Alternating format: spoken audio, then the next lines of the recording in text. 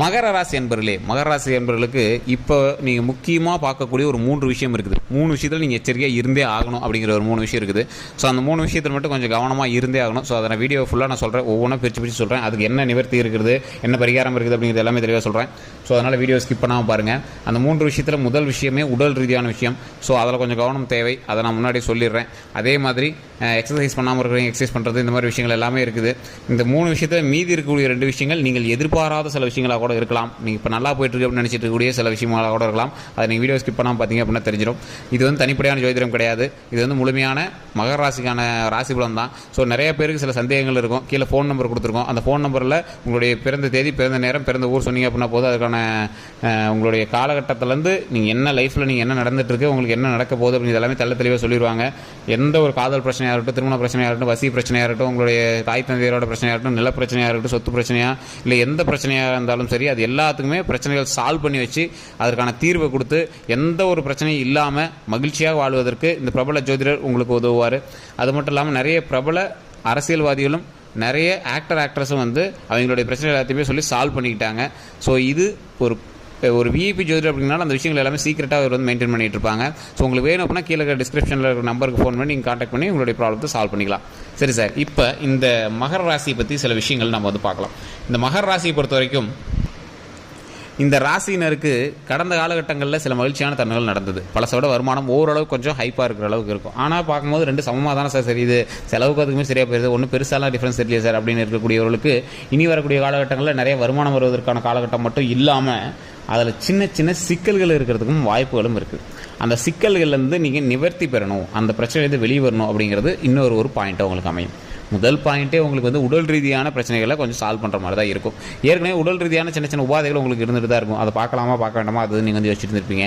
அந்த மாதிரி சின்ன சின்ன விஷயங்கள் எதுவாக இருந்தாலும் உடனே டாக்டர் பார்த்துருங்க. எந்த ஒரு வேரியேஷன் உங்களோட உடம்புல தெரிஞ்சாலும், பார்க்கணுமா பார்க்கக்கூடாதுங்கிற டவுட்டு தெரிஞ்சாலும் உடனே வந்து டாக்டரை பார்த்துணும். அதே மாதிரி ஒரு ஹெல்த் செக்கப், வருடத்திற்கு ஒரு முறை பண்ணக்கூடிய ஒரு ஹெல்த் செக்கப் நார்மலாக நீங்கள் வந்து பண்ணிக்கோங்க. அதனால் நீங்கள் பயந்துட்டு ரொம்ப இதெல்லாம் இல்லை கிடையாதுங்க, எதுவும் கிடையாதுங்க. நார்மலாக சின்ன சின்ன விஷயங்களுக்கு ஹாஸ்பிட்டல் போகாமல் இருக்கக்கூடியதற்கும் பெரிய விஷயங்கள் நடக்காமல் இருப்பதற்கும் இந்த ஒரு டாக்டர் செக்கப் ரொம்பவே நல்லது. அதே மாதிரி உங்களுக்கு இப்போவுமே உங்களுக்கு சின்ன சின்ன உபாதைகள் மைண்டுக்குள்ளே தோணிட்டு தான் இருக்கும். ஆமாம் சார், நீங்கள் சொன்னது கரெக்டு தான், சின்ன சின்ன பிரச்சனைகள் ஒரு மாதிரி தான் இருக்குது, பார்க்கலாமா வேண்டாமான்னு தான் நான் யோசிச்சுட்டு இருந்தேன் அப்படின்னு நிறைய பேர் யோசிச்சுட்டு இருப்பீங்க. அப்படி இருந்தது அப்படின்னா மறக்காம கமெண்ட் செக்ஷனில் நீங்கள் சொல்லுங்கள், ஆமாம் சார் நீங்கள் சொன்னது உண்மையா அப்படிங்கிறது உண்மைன்னு சொல்லுங்கள்.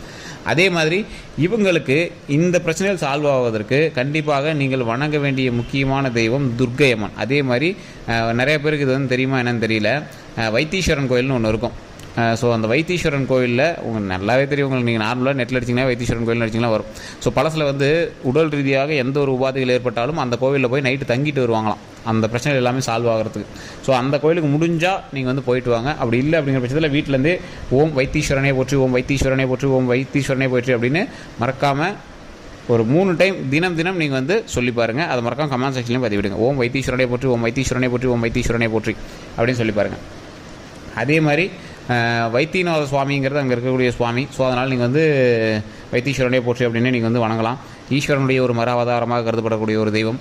ஸோ அது மட்டும் இல்லாமல் நிறைய பேர் அங்கே கூடிய தாயாரையும் நீங்கள் சேர்ந்து வழங்குனீங்க அப்படின்னா ரொம்ப நல்ல தையல் நாயகின்னு சொல்லுவாங்க. அங்கே இருக்கக்கூடிய தாயார் ரொம்ப சக்தி வாய்ந்தவங்க. ஸோ அந்த கோயிலுக்கு நீங்கள் போனீங்க அப்படின்னா உங்களுக்கே தெரிய ஆரம்பிக்கும், இவ்வளோ பவர் இந்த கோயிலுக்கு இருக்குது அப்படின்னா. அவ்வளோ ஒரு டிவைன் வைப்பாக இருக்கும், அந்தளவுக்கு ஒரு வைப்பு இருக்கக்கூடிய ஒரு கோவில். ஸோ இது மட்டும் இல்லாமல் இந்த பிரச்சனைகளை சால்வ் பண்ணுறது தெய்வத்தினால் முடியும். இருந்தாலும் நீங்கள் வந்து டாக்டர் செக்கப் முன்னாடியே பண்ணிக்கிறது பெட்டர். இது வந்து மகர ராசிக்கு தற்போதைய ஒரு 12 நாட்களில் நீங்கள் வந்து பார்த்துக்கிறது ரொம்ப பெட்டர் அப்படிங்கிறத முன்னாடியே சொல்லிடுறோம். அதே மாதிரி நீங்கள் வருமானம் வந்துட்டு இருக்கு சார், ஒன்றும் பிரச்சனை இல்லை, ஆனால் பெரிய வருமானம் இல்லை அப்படின்னு இருக்கக்கூடிய உங்களுடைய தொழிலில் சின்ன சின்ன ஏற்ற இறக்கங்கள் இருக்கிறதான வாய்ப்புகள் இருக்குது.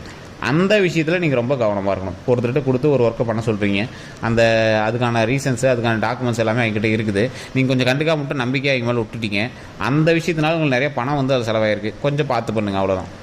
அதை வந்து கொஞ்சம் எச்சரிக்கையாக பண்ணுங்கள். டாக்குமெண்ட் ரீதியாக தொழில் ரீதியாக உங்கள்கிட்ட வேலை பார்க்குறவங்கிட்ட ரொம்ப கடிஞ்சு பேசுகிறதோ, வேலை வாங்குறங்கிற பேரில் அதட்டி பேசினா வேலை வாங்கலாம் அப்படின்னு அதட்டி பேசுகிறதோ அப்படிலாம் பண்ணாதீங்க. வேலைக்கு ஆள் கிடைக்கிறதுக்கு சான்ஸ் கம்மி.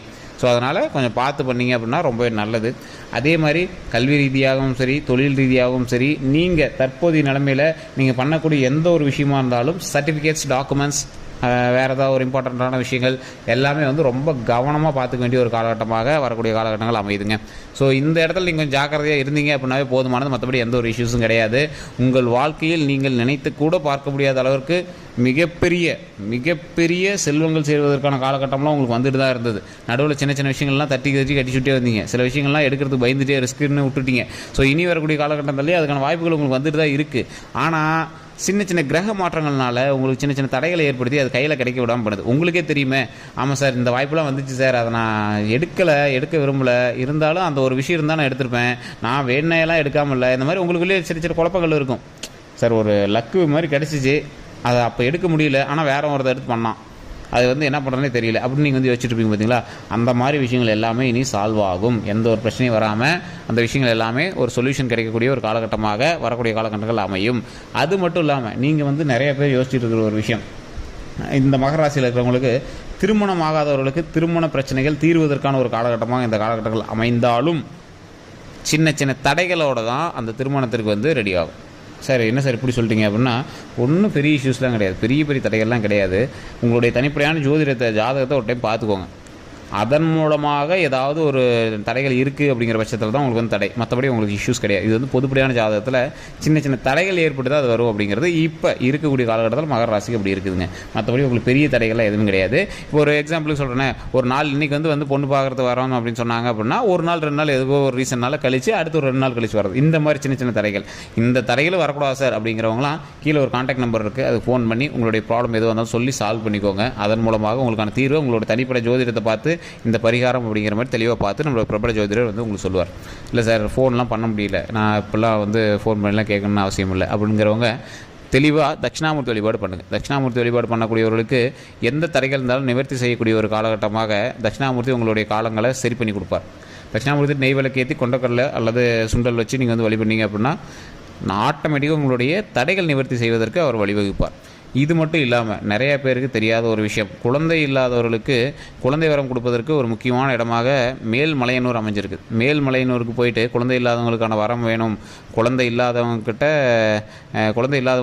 குழந்தை வரம் வேணும் அப்படின்னு கடவுள்கிட்ட கேட்டிங்க அப்படின்னா, இப்போ குழந்தை பிறந்தவங்களுக்கே குழந்தை நல்லா இருக்கணும், என் பையன் நல்லா இருக்கணும், என் குழந்தை நல்லா இருக்கணும், வம்சாவளியே நாங்கள் வளர்ந்து வரணும் அப்படின்னும் கடவுள்கிட்ட வழிபடலாம். இது ரொம்பவே நல்ல வரம், கடவுள் வரம் கொடுக்கும்.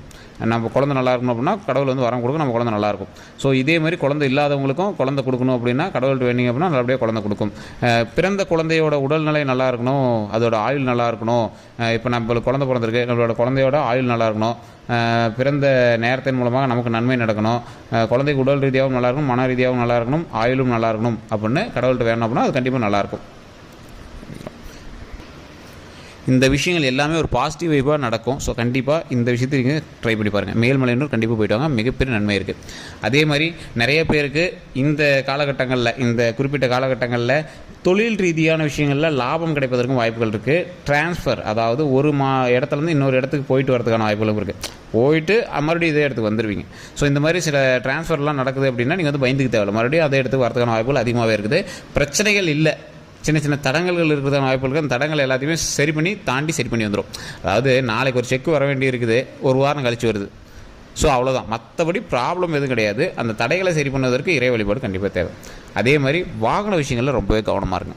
3வது பாயிண்ட், மிகப்பெரிய பாயிண்ட், வாகன விஷயங்களில் ரொம்ப கவனமாக இருங்க. உங்களுடைய வாகனமாக இருந்தாலும் சரி, வேறு யார்ட்டையும் கொடுத்து ஓட்ட சொல்கிறீங்க அப்படின்னாலும் சரி, வேறு எங்கேயுமே உட்காந்துட்டு போகிறீங்க அப்படின்னாலும் சரி, நீங்கள் அதிவேகமாக போகிறீங்க அப்படின்னா ரொம்ப கவனமாக வண்டி ஓட்டுங்க. ஸோ இந்த மாதிரி விஷயத்தில் கவனமாக இருந்தீங்க அப்படின்னா போதுமானது, எந்த ஒரு பிரச்சனையும் கிடையாது. லைஃப்பில் நிறைய நன்மைகள் வரும் சார். இந்த ராசினர் கண்டிப்பாக நீங்கள் இந்த இப்போ நான் சொன்ன விஷயங்களை சரி பண்ணிக்கிட்டு உங்களுக்கு அடுத்த 12 நாட்கள் எப்படி இருக்க போகுது அப்படிங்கிறத நான் சொல்லியிருந்தேன். இந்த விஷயங்கள் எல்லாமே முடிச்சுட்டு 12 நாட்கள் கழித்து உங்களுடைய கருத்துக்களை நீங்கள் மறக்காமல் கமெண்ட் செக்ஷனில் பதிவிடலாம். இப்போ நான் சொன்னது உண்மை தான் சார், நீங்கள் சொன்ன மாதிரி சின்ன விஷயங்கள் நடந்துட்டு தான் இருக்குது அப்படின்னா மறக்காமல் அந்த விஷயத்துக்கு கமெண்ட் செக்ஷனில் பதிவிடுங்க. வேறு எந்த கருத்துக்களாக இருந்தாலும் உடனே ஃபோன் பண்ணுங்கள். கீழே ஃபோன் நம்பர் கொடுத்துருக்கோம், கான்டாக்ட் நம்பர் டீட்டெயில்ஸ் கீழே கொடுத்துருக்கோம், டிஸ்கிரிப்ஷன்லேயே இருக்குது. அதேமாதிரி ஸ்க்ரீன்லேயும் ஓடிட்டுருக்கு. அது மட்டும் இல்லாமல் நிறைய பேருக்கு சில சந்தேகங்கள் இருக்கும். சார் இப்போ நீங்கள் சொல்கிற விஷயங்கள் எல்லாமே ஓகே, இது தனிப்படையான ஜோதிடமா? ஏன்னா ஒரு ராசியில் 10 கோடி பேருக்கு மேலே இருப்பான், எல்லாத்துக்கும் இது பொருந்துமா அப்படின்னு கேட்டால் கண்டிப்பாக அது பொருந்தாதுங்க. ஒரு 20% தான் ஓரளவுக்கு பொருந்தும். காரணம் என்ன அப்படின்னா, உங்களுடைய ராசி ஒன்று தான், ஆனால் லக்கினம் வேறு, நட்சத்திரம் வேறு, தசாபுத்தி வேறு, நீங்கள் இருக்கக்கூடிய லொக்கேஷன் வேறு, உங்களை சம்மந்தப்பட்டு இருக்கக்கூடிய உங்களுடைய தாய் தந்தையரோ, அக்கா அண்ணனோ, தம்பி தங்கையரோ, மனைவியோ, குழந்தையோ, அவங்களோட ஜாதகம் வேறு. அவங்களோட ஜாதகத்தை ஏற்ற மாதிரி தான் உங்களுடைய ஜாதகம் செயல்படும். ஒரு சுற்றி ஒரு 4 பேர் சிரிச்சிருக்கிறாங்கன்னா உங்களுக்கு ஆட்டோமேட்டிக்காக சிரிப்பு வரும், அந்த மாதிரி தான் அது. ஸோ மற்றபடி உங்களுக்கு எந்த ஒரு இஷ்யூஸும் கிடையாது. தனிப்படையாக ஜோதிடத்தை டைம் பார்த்துட்டிங்க அப்படின்னா உங்களுடைய ப்ராப்ளம் எல்லாத்தையும் சால்வ் பண்ணிக்கலாம். எந்த ஒரு பிரச்சனையும் வராமல் உங்களுடைய வாழ்க்கை முன்னேறுவதற்கு மிகப்பெரிய ஒரு உறுதுணையாக வரக்கூடிய காலகட்டங்கள் அமைவதற்கான முக்கியமான ஒரு நேரம் இந்த 12 நாட்கள் கொஞ்சம் சரியாக பயன்படுத்திக்கோங்க. சின்ன சின்ன பிரச்சனைகள் இருந்தாலும் அதை சால்வ் பண்ணிக்கோங்க. வரக்கூடிய காலகட்டங்கள் அருமையான மகிழ்ச்சியான காலகட்டங்களாக அமையட்டும். எல்லோருக்கும் நன்றி நண்பர்களே.